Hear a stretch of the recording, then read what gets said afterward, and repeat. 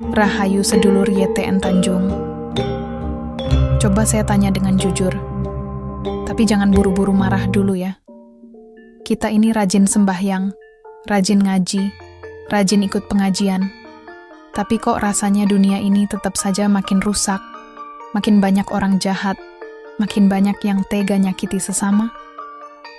Lah, kalau semua orang sudah mengaku dekat dengan Tuhan, kenapa bumi ini masih penuh tangisan? Jangan-jangan kita ini cuma rajin sembahyang, tapi lupa jadi manusia. Saya ngomong begini bukan berarti saya suci.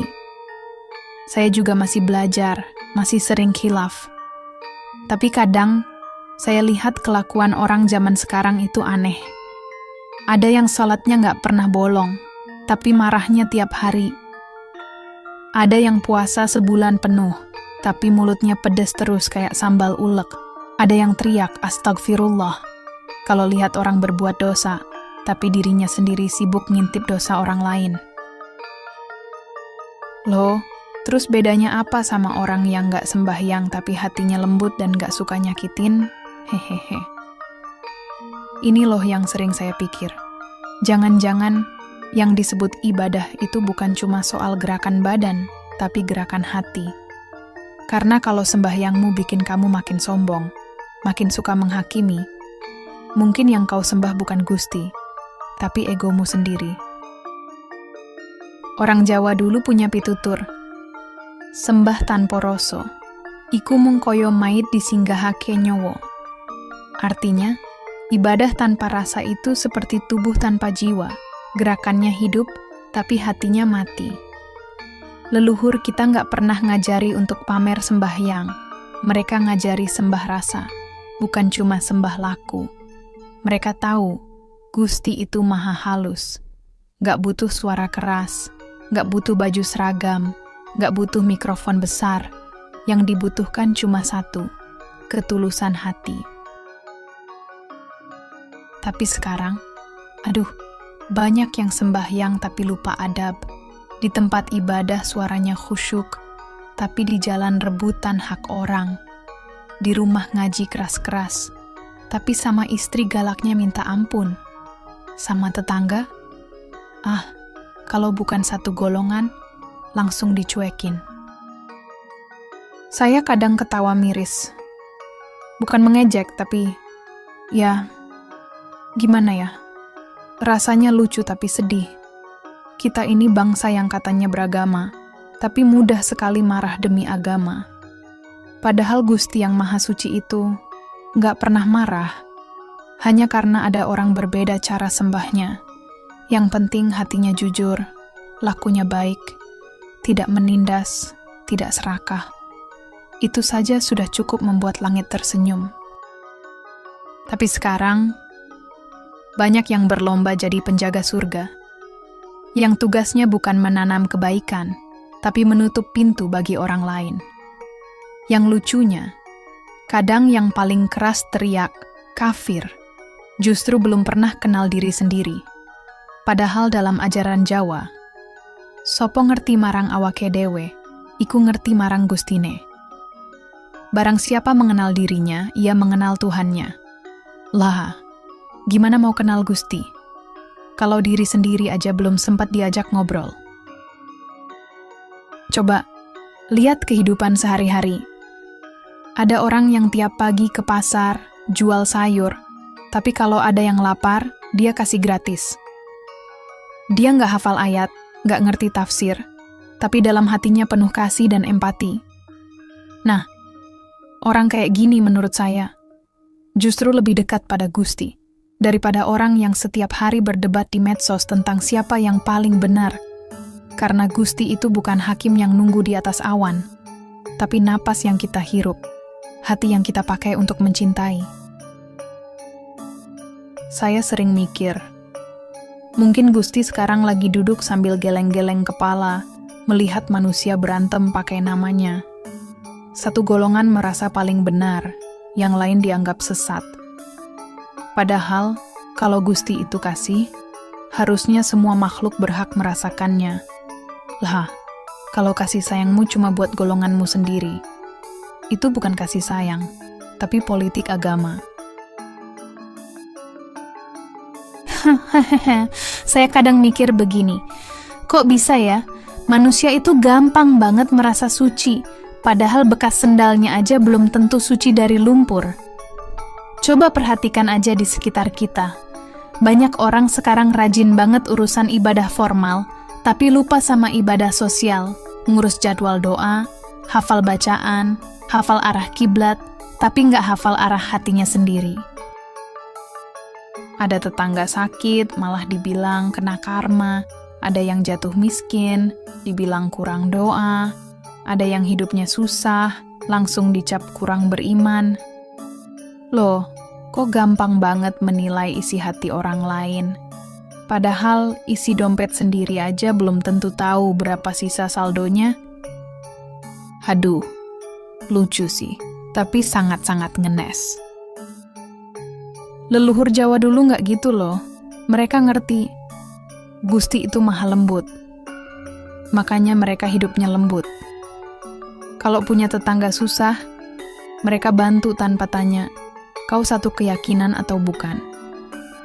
Kalau lihat orang jatuh, yang dicari bukan dosanya, tapi jalannya supaya bisa bangkit lagi. Itu sebabnya dalam falsafah Jawa disebut, urip iku urup. Hidup itu menyala, artinya, hidup yang sejati adalah yang bisa menerangi yang lain. Sekarang, banyak orang hidup tapi malah padamkan cahaya orang lain. Padahal, cahaya Gusti itu bukan milik satu golongan. Semua yang bernapas punya hak untuk memancarkan sinarnya. Kadang saya suka lihat orang ribut soal tata cara ibadah, tapi lupa adab dasar. Ribut soal arah sembahyang, tapi lupa arah kasih. Sibuk ngebenerin ritual, tapi hatinya kering kayak sumur di musim kemarau. Loh, gimana mau menyapa Gusti kalau sesama manusia aja disapa ogah-ogahan? Coba bayangin, kalau leluhur Jawa zaman dulu hidup di masa sekarang, mungkin mereka bakal geleng-geleng kepala sambil senyum tipis. Karena dulu, kalau orang ngaku dekat dengan Tuhan, itu berarti hidupnya adem. Bicara halus, tindakannya lembut, pikirannya jernih. Sekarang, banyak yang ngaku paling dekat dengan Tuhan, tapi mukanya tegang, nadanya nyolot, postingannya nyindir terus. Orang sekarang terlalu sibuk membela Tuhan, padahal Gusti itu nggak butuh dibela, nak.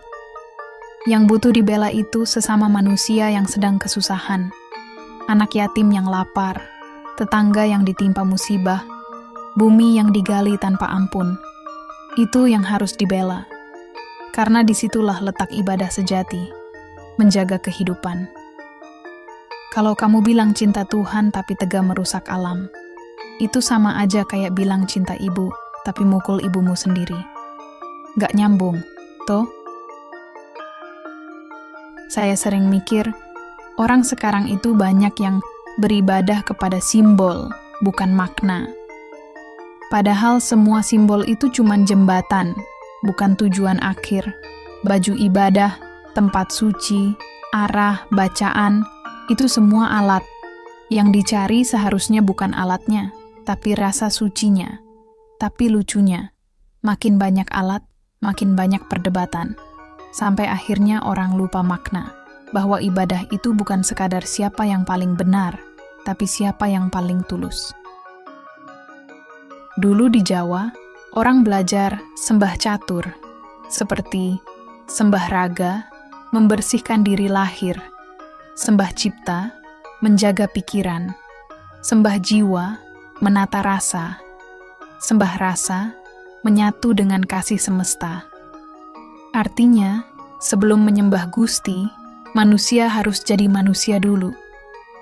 Kalau pikiran masih kotor, rasa masih iri, hati masih angkuh, ya berarti belum lulus jadi manusia, apalagi jadi hamba. Lucunya, banyak orang zaman sekarang cepat banget menasihati orang lain. Ada yang jatuh sedikit, langsung disuruh tobat, padahal dirinya sendiri masih belum sembuh dari penyakit, merasa paling benar. Padahal Gusti itu nggak butuh pembela. Yang Gusti butuh adalah manusia yang bisa menjaga ciptaannya, bumi, hewan, tumbuhan, air, udara, dan sesama manusia. Itu baru sejati ibadah. Saya sering bilang ke teman, kalau kamu rajin sembahyang, tapi gampang marah, gampang benci, gampang menilai orang, itu tandanya kamu sembahyangnya belum kena ke hati. Karena sembahyang sejati itu bikin hati adem, bukan panas. Kalau setelah ibadah kamu malah tambah nyolot, mungkin yang kamu temui bukan Gusti, tapi bayangan egomu sendiri yang berkedok suci. Saya sering ketawa kecil kalau dengar orang bilang, yang penting, aku sudah menjalankan perintah Tuhan, urusan hati itu belakangan. Loh, justru hati itu pondasinya toh. Kalau pondasi rapuh, rumah sebesar apapun gampang roboh. Ibadah tanpa hati itu seperti nasi tanpa lauk. Kenyang sih, tapi nggak ada rasanya. Lama-lama bosan, lalu tinggal bungkus formalitasnya saja. Dulu, para leluhur Jawa itu ibadahnya tenang, tidak suka pamer, tidak suka ribut soal benar salah. Mereka tahu, Gusti itu bukan sosok yang bisa diperebutkan, karena Gusti hadir di setiap tarikan napas, di dalam rasa, di balik senyum orang yang kita bantu, bahkan di mata kucing yang minta makan. Mereka menyembah Gusti bukan karena takut neraka, tapi karena cinta. Cinta itu yang bikin mereka rendah hati, welas asih, dan gak tega menyakiti sesama. Bahkan hewan kecil pun mereka hormati, karena di dalamnya ada napas kehidupan yang sama, napas Gusti. Coba lihat dunia kita sekarang. Banyak orang mengaku ingin surga, tapi lupa cara jadi manusia yang bisa membawa surga di dunia ini. Surga itu bukan nanti, tapi di sini. Di saat kamu memberi tanpa pamrih, di saat kamu memaafkan tanpa syarat, di saat kamu memilih diam daripada menyakiti, di saat kamu menanam pohon sambil berkata, "Ini untuk anak cucuku nanti." Itu loh, surga yang nyata, bukan janji yang jauh di langit. Kadang saya mikir, jangan-jangan Gusti itu udah capek diseret-seret namanya buat pembenaran. Karena tiap kali manusia mau ribut, Gusti dijadikan alasan. Padahal yang dipertahankan bukan kebenaran, tapi gengsi dan ego. Hehehe, saya ngomong begini, bukan mau sok bijak, tapi karena saya juga pernah begitu. Pernah merasa paling benar, paling suci, paling tahu makna hidup. Sampai akhirnya sadar, yang membuat manusia jadi manusia bukan banyaknya ibadah, tapi keikhlasan di hati. Saya teringat petuah lama dari simbah saya. Ojo mong nyembah, nanging rasakno sembahmu. Jangan hanya menyembah, tapi rasakan makna sembahmu. Karena sembah yang sejati itu bukan tentang berdiri dan rukuk, tapi tentang bagaimana kamu bersikap setelah itu. Apakah kamu jadi lebih lembut, lebih jujur, lebih peduli? Kalau iya, berarti sembahmu diterima. Kalau tidak, berarti masih latihan. Zaman sekarang ini, kita lebih sering menyembah layar HP daripada menyembah hati nurani sendiri. Begitu buka media sosial, langsung tersulut amarah, iri, benci. Itu tanda bukan kurang doa, tapi kurang rasa. Padahal kalau mau jujur, hidup ini sederhana. Yang kita tanam, itu yang kita tuai. Kata orang modern, frekuensi dan vibrasi. Kata leluhur Jawa, sopo nandur bakal ngunduh. Siapa menanam, dia yang akan memetik hasilnya. Kalau kamu menanam amarah, ya panennya pertengkaran. Kalau kamu menanam kasih, yang tumbuh adalah kedamaian. Jadi, kalau hari ini kamu masih suka menilai orang dari cara sembahyangnya, coba lihat dulu dirimu dari cara kamu memperlakukan makhluk lain. Karena Gusti itu nggak menilai dari seberapa sering kamu rukuk, tapi seberapa dalam kamu menundukkan egomu. Kalau kamu bisa menahan diri ketika disakiti, bisa memaafkan tanpa balas dendam, itu tandanya hatimu sedang beribadah. Hehehe, lucunya hidup ini. Kadang yang paling keras bicara soal kebaikan, justru belum sempat berbuat baik. Yang paling sibuk menuduh dosa orang lain, malah lupa ngaca. Yang paling rajin ibadah formal, malah lalai ibadah sosial. Padahal dua-duanya harus seimbang. Ibarat burung, kalau cuma satu sayap, nggak akan bisa terbang. Saya tahu, nggak mudah jadi manusia baik di zaman sekarang. Terlalu banyak suara, terlalu banyak tafsir, terlalu banyak yang mengaku paling benar.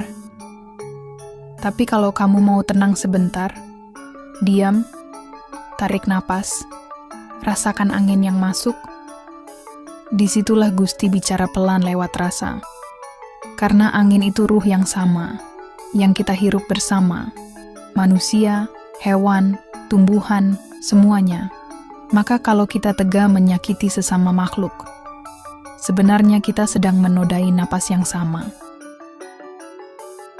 Leluhur kita dulu paham itu, makanya hidupnya selaras. Mereka menyebutnya tata urip, hidup yang tertata, karena sadar bahwa semua makhluk punya tempat dalam kasih Gusti. Jadi, mulai sekarang, kalau kita ingin dekat dengan Tuhan, belajarlah dulu dekat dengan sesama. Kalau mau surga di akhirat, belajarlah menciptakan surga kecil di dunia, mulai dari hal sederhana, menyapa dengan tulus, memberi tanpa pamrih, menahan lidah dari menyakiti, dan belajar bersyukur meski sedikit. Karena kalau semua orang melakukan itu, bumi ini bakal jadi tempat yang damai. Dan Gusti pasti tersenyum, melihat anak-anaknya akhirnya belajar menjadi manusia yang sejati. Terima kasih sudah mendengarkan wejangan ini, sedulur sing rahayu kabeh. Kalau Anda merasa video ini membuka hati, silakan like, share, dan subscribe agar lebih banyak saudara kita yang tergerak untuk menata hati. Karena perubahan besar itu selalu dimulai dari kesadaran kecil dalam diri. Rahayu.